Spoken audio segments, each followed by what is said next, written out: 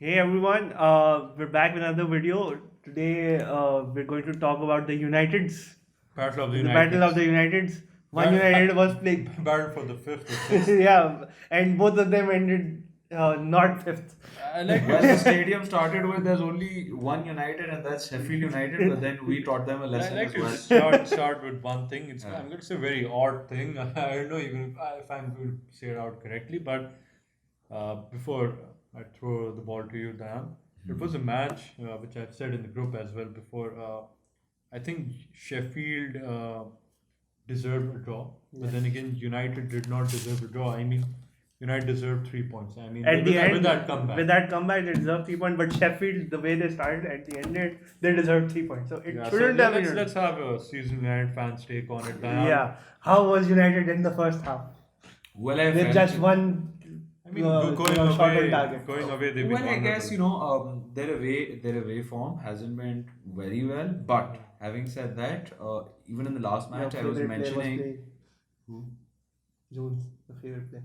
Jones, yeah, Jones. Well, when we're talking about United as a team, even in the last video, I mentioned that there were a lot of positives from United as well. But I feel that from Solskjaer's end, honestly speaking, I feel that he's overestimated a couple of players. As a couple of players, he underestimated Sheffield United. I didn't see him. I didn't see United initially giving Sheffield United the respect that they deserved. I did that too in the last in the last video as Yeah, well. we've seen Oh, Sheffield seen matches. I did not exactly basically take this particular factor or side of Sheffield United as a team. But having said I said that, wrong. if you look at Phil Jones, playing the match, I feel that Phil Jones requires a special mention in terms of the horrible, horrible performance that he gave. He was a liability to the defensive line. The defensive line, usually United's defensive line under Ole Gunnar Solskjaer, they like to push, farther ahead, the field. They were trying to, have that, maintain that offside trap as well. Phil Jones was constantly, being caught off position. Other And than that, even a couple of different tackles that he made on a couple of players were very uncalled for. yeah, talking about Um, that offside thing, the lead up to the goal, we'll try to I was put up getting in to the that. picture in I the video as well. I was getting to Yeah, that. I was getting to that. Point is that even then, even with that goal, if you look at the goal, it started off with Phil Jones possibly breaking that offside trap that the team had formed. After that, he tried closing the Sheffield United striker down from the right, as opposed to from the left as well. and then If you look at the whole game while and Jones then was one, on, yeah, if sorry. you look at the whole game while Jones was on, majorly they were trying to target Phil Jones again and again with Brandon Williams having to track back. On the right. Brandon Williams is just a 19-year-old boy who has both attacking duties and defensive. After this game, I feel the smartest thing to do with Jones is probably pack him in a bag and send him on. I don't understand one thing. Just clear, as you're a United fan, why didn't Lindelof play the match? Yeah, Lindelof was playing. Okay, so he went with the back five. Yeah, he went with the back Yeah. five, and the back four were Back five. playing better than the back five. See, the problem is, as I mentioned, United likes to play a high line of football, similar to what Liverpool also does at times. But the thing is, Matip and Van Dijk, that they're very tall, they look very, physically strong, but they have pace. This is where I think Oli should have realized that Phil Jones, he has the physical strength, but he doesn't have those legs and that football train Yeah, to, but Not even that cope up aptitude, with. honestly Yeah. and his If brain you as well. saw He should have football cleared the trainer, ball yeah. instead of going down and losing the No, ball. but my point is to begin with, if you're a defender, any half decent defender would understand you close the face of the Yeah. goal Yeah. rather than coming from the outside onto a particular striker. But my point is, at the end of the day, even if you look at Harry Maguire was pretty, Aggressive. He was distraught pretty- and not aggressive, but pretty he was on the team's- frustrated all yeah. team because all team कह रहा हूँ, all game, because at the end of the day he had a lot to manage with Jones playing there. Once, and then right after Jones you talk about Pereira. Time and time again, we've probably even mentioned this in our past videos, that Pereira is one of those players that who were expected to come into the team and actually do wonders. But he's being exposed game after game. He can't, he doesn't have that kind of composure. He doesn't have that kind of character that probably if you look at a blockbuster superstar being developed at a young age, you don't see that in him. You see that in McTominay, you see that in Brandon Williams, you see that in Dan James, you see that in Dan James, Aaron Van definitely. Bissaka, you see that in a lot of you see that in Greenwood as well, for crying out loud. But you don't see the same in Andres Pereira, a player who does not only have experience in the English Premier League, he also has experience from the Spanish league as well. So I feel that he was that weak link in the midfield as well. If you look at the whole game, United's midfield was primarily gone. I think that Ole really over depended on Martial to probably track back and Yeah, the formation have was that not kind really of working. movement, Not because tracks back. till the longest time in the match, at least for the full 45 minutes, you could not see Martial, Rashford, Dan James enter the game. They were so alienated that they even stopped, making those moves, on the ball And and off it. Rashford was getting frustrated and he committed a few fouls out of frustration as well. But Hassan, as Dan mentioned about United, special mention to Sheffield as well. I Yeah. mean, they Agreed. made few of this the possible players, in the yes. first half. And would you like to talk about players like Fleck, Muse, and McGoldrick? So, what's your take on Yeah, Muse and McGoldrick were really brilliant, especially McGoldrick. He held up the ball, he stole the ball, and he made those runs, especially to lead up to Muse's goal. He made that run which allowed Fleck to pass it to Muse and score. And also, if you look at the guy on the right back, I think his name was. I remember the name, uh, sorry. Some I'm forgetting the yeah, name. I'm forgetting the name as well. His balls inside and Flex balls from the left. They were brilliant. Very, very good curls on the Yeah, ball. very good curls, and Sheffield was playing especially immediately when the game started. And then 10 minutes, De Gea made a double save, and both of them were brilliant. If they should have gone in, it was only because of De Gea. Although I've been really critical of De Gea in the recent past, but De Gea proved that he still got it. No, 100%. De Gea has obviously got it. He was off form, and Yeah. he showed in this particular game that why is he well regarded around the globe. But even in the second half, second half actually, when Jones was taken off, Lingard was introduced in place of Jones. You saw the difference there. Yeah. You saw the difference there. It changed into a three-man midfield. There was more movement in the midfield. There was more of a shield to the defensive line. And Less troubles being created by Sheffield for United, and obviously Lingard with his runs and his work rate. Obviously, he may not be a very good player, but he does have a decent enough He's work rate causing troubles on the for field. Sheffield. He started causing troubles. And then Brandon Williams, commendable. Very wrong foot as Very, well. very good finish. He came in. He almost had a Marcelo-ish, finish to that goal. Although he was having a very tough game. See again, Yeah, if you there have were a lot of attacks coming from his if side. you're primarily playing as a wing back, you have attacking duties as well as defensive duties. Yeah. You need to He have a had to, solid set of centre to and backs fro, to and fro. who are there, who present that probably cover up when you move forward. But when he had a defensive partner like probably Phil Jones playing back there, Yeah. I'm sure life became very difficult for him, because even though he has a lot of pace in him, and he's young, but there's a limit to what he can provide, the kind of pace he can provide, the kind of focus that he can provide, moving forward and coming backwards. If you constantly have that issue that something at the back would definitely go wrong, you're always going to be in that dilemma: should I move up front, should I go deeper, should I advance to a deeper position or not? So that really plays. And then you saw Greenwood coming in, Yeah, Brilliant Yeah, it was a talent. brilliant goal. Brilliant Good tackling goal, I by, think. It was a Very good good, striker's goal. very good player. I mean, I noticed Sheffield for those 7 minutes switched off, and United were doing very well from the wings. I mean, they're putting balls in and Yeah, capitalized. Dan But James then was coming again, into his own when as well. Twanzebe came in for Martial, I think it was a good move. Yeah. But I've you know, noticed when it took out all the. United tries to defend, or when they try to, they can't keep possession for long. I mean, in the last 12, When they're 15 attacking, they keep a lot of when they're possession. attacking, they're playing very good. But in the last 12, 15 minutes, when they led 3-2, Sheffield just had the ball. I could sense a goal coming in. I mean, United had to defend really well, but Sheffield, they looked like the team who was did not face much challenge going to attack. But again, when that happened, people started, accusing Maguire, Lindelof, and the defensive line for that.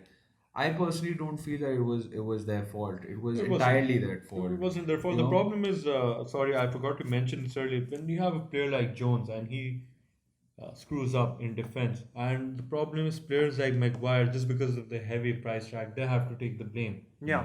I don't know why United have Jones in their squad. I mean, I think it was his I first mean, start of the match. still, Oh, it was first start of the league. even then, certain even risk even with last season when going you with that. had I mean, there's always been exactly. jokes being made on social media. I mean, social media does not leave anyone alone, but Jones has been the center of attention. Yeah, I think what happened was quite honestly, I believe it was Jones. If even Jones was playing because of injury issues, but even then it was a tactical mistake by Solskjaer by not playing. Tronzebe should have played. Yeah, I mean, I yeah, think by should have gone not with him. even if Jones but was playing, even if Jones was, he should have been playing in the midfield rather than a back four. But again, it's been set. if you're playing as a holding midfielder again, I don't think it would have been yeah, able to do exactly. the job. You already require that composure. The issue Yeah. with Yeah. Pereira was that he did not exhibit that kind of, composure. He was losing possessions So- like anybody's But business. then you know. again, Yeah, it's- I'd like to talk. Do you think it's harsh on Pereira? I mean, there's no permanent position for him. Against Liverpool, he's playing somewhere on the right alongside Van Bissaka. Another game, he's playing as trying to play as a playmaker. Now he's trying to play as a Defensive midfielder. So- Okay, so I have a question for you. If tomorrow you're looking for a CAM, Liverpool looking for a CAM, would you rather go for Bruno Fernandes or would you rather go for a Pereira? Obviously, I'd go for Bruno Fernandes. Exactly my point. But that is my question. I mean, what is his position? I mean, in his defense, I mean, if I'm a player, if I like to play an attacking, just to keep my place in the squad, if he's just saying yes to wherever Oli wants him to play, then it's not good for United. That's my point. When you're talking about Pereira, you're talking about an attack-minded player. Okay, you're talking about an attack-minded player who can obviously play as your number 9. Okay. He could definitely play as a central attacking midfielder. But even when he's played as a central attacking midfielder, he has provided us with quality in some games, but he's never been consistent. Never been consistent. He's not one of those players that you would say has just exited the academy and come through the academy into the first team. He's one of those players who's have had experience. He's had experience under David Moyes. He's had experience in Valencia. Exactly, he was there. Sociedad, I think. Yeah, he's had experience in the past. But my point is, right now, when he's sort of, relatively a senior player, in the team, he should possibly be, putting in his professionalism into place and be, performing, at least providing some kind of, composure to the team, if nothing. So, how do you think United will go against Villa? Do you think Lingard should start in place of I Pereira? think, if I'm not wrong, and I hope McTominay is going to be back by then. He was back. He wasn't match fit, but he was fit otherwise for this game. He should be back, and obviously Pogba is not going to be back anytime Yeah, soon. he's not coming right now. Matic could be available as well. I would actually, not be surprised if I see, Mata being introduced into the team, and possibly, James Garner ahead of, Phil Jones or even, Andreas Pereira being tested out. Yeah, in the one midfield. thing. Sorry to move that. One thing I just coming back to the Sheffield match. What I felt was before the game, although Diane did not agree with us, but we agreed that Sheffield is very hard to break. It is very hard And to break, very hard. Sheffield, United should have fielded more in that midfield rather than playing a back five. One thing. Secondly, Sheffield on that match was playing a debutant in their In the goal. goal, it Yeah, wasn't tested and he enough wasn't before. even tested in the first Yeah, half. it wasn't tested, So but as soon as he that's got where I think United lacked. They should field more No, midfielders. it's not about more midfielders or not. At the end of the In day, the I mid- feel that Go with an as attack my mind. point Yeah, is, attack-minded midfielders, but it's See, in the middle that even the when game, you're talking the about game should happen. even if he went for possibly he went for a 3-5-2 essentially. My point is that tactically it would have been a different thing altogether, but here it was more than just tactics. The issue with United was nowhere to be found. United couldn't Manchester get, United was Manchester United couldn't Because get. Sheffield was everywhere. Yeah. They were No, stealing but balls Again. Manchester United were nowhere to be found in Yeah. that game. In the first half, they were primarily, they couldn't even get the ball out of their half. the- Definitely. So my point is that there was something more than just tactics at play. There was obviously a player that was more of a liability. And obviously again, the onus at the end of the day lies with the manager. You can't exactly defend a manager because at the end of the day, team selection is also a Yeah, manager's team job. selection. I And Hassan, one thing is, even McTominay has been phenomenal, very good for Manchester United so far. He's my player for Manchester United so far. Yeah. I think it's This- mine's this- is Dan James. This season. Dan James. So you see, he's been good as well, but McTominay has been consistently doing well in that mid. I mean, he wasn't there. You can see the difference that made. Similarly, I was coming to my point. I mean, if you talk about Liverpool Palace now, Oxlade-Chamberlain, who's been playing mid, was asked to play up front with Mane and Firmino. He could not keep up to their level and providing the same kind of performances which he was providing in that midfield whenever he got a brief cameo appearances from the bench. So now, obviously, when the problem is you're asking a player like Pereira, who's, I mean, inconsistent and he hasn't been playing in one consistent position. So this will affect the way the team plays alongside a liability like Phil Jones. So obviously, there are two players now out of 11 who don't know, I mean, what they're doing.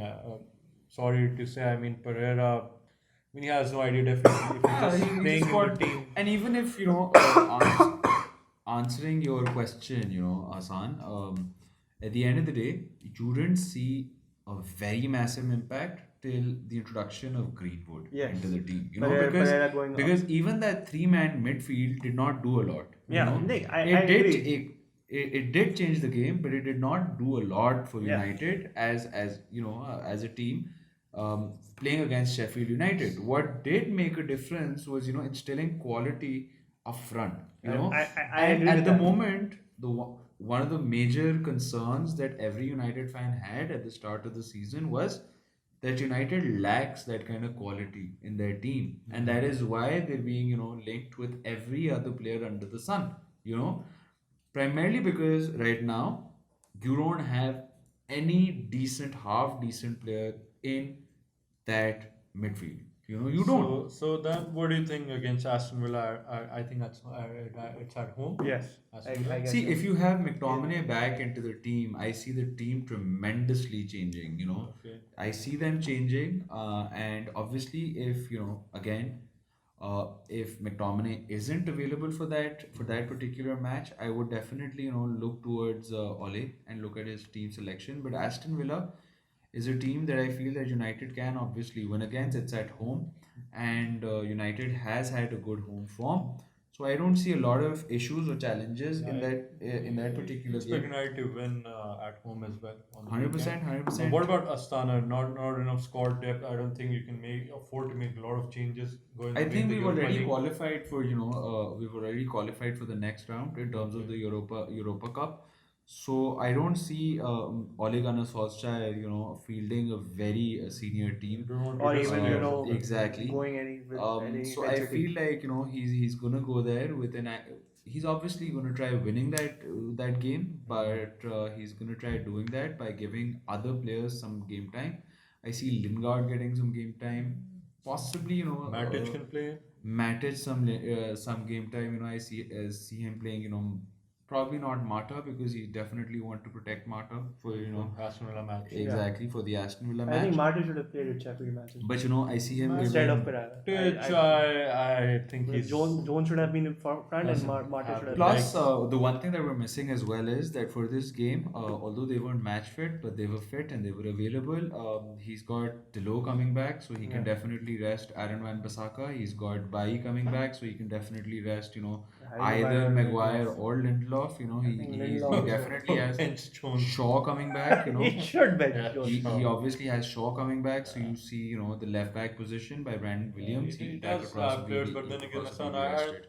Hassan, I don't think Matic, No, does Mata, not- Mata. Oh, Mata, yeah, Mata, not Matic, Mata. Sorry, I Because thought you said Mata, can Again- break down a defense with No, but his again, passes.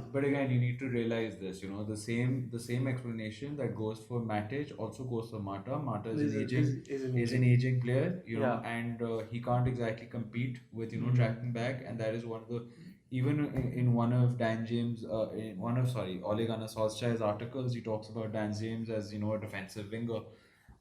By that, he particularly means he's a winger that can track back as well. So he would definitely want his CM to track back and help at least the midfield, and possibly gaining possession. Probably Mourinho will come for Dan James now. I think Dan James will But I player don't of the see. season, But yeah. I don't see. Honestly, I don't see Dan James going from a club like Manchester United. just Yeah, he just came from Swansea. So Yeah, I just think came from Which Swansea. January is going to be an interesting time to be Yeah. to be Let's very see. frank. Yeah, because, let's see. I see a lot of if the management backs Ole Gunnar Solskjaer, I see him doing some heavy duty business in January in order to possibly have a leap back into coming back. Premier League. Yeah, coming to that backing up part.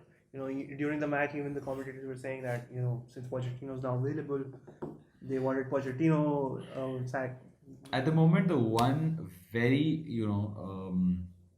ailing position and at the same time an attractive position and at the same time a position up for grabs, I feel is the Arsenal position than the United position at the moment, because see again, Ole may Ole may not be giving us the results that we desire as fans, but honestly speaking, in all due fairness, even if you look at the He has squad, improved. even if you look at the squad under Mourinho, the squad that Ole has is way worse than the squad that Mourinho had in his time. He does not have that quality. The average age of the team is very young. But despite all of that, I see a lot of positives with Ole, honestly. And I feel that if he's given a couple of good players, that's going to be the real test of where he takes the team. Yeah, I think Pogba coming back in would And some business in January. I feel that that could possibly give us a good litmus test. So I feel that at least United would at least want to go till the end of the season before sacking a manager. I don't think it's mid-season. sacked. There's no point in bringing Pochettino in right now. Exactly. At United. Exactly. So Villa, United win for United. 2-0 for United. Honestly speaking, they're coming to Old Trafford. I see a 3-0 win for United possibly. I go 2-0. Yeah, I'd say United should win 2-0, but let's see. I'm always going to be positive. Let's see what Aston Villa comes up with. He underestimated Sheffield a lot.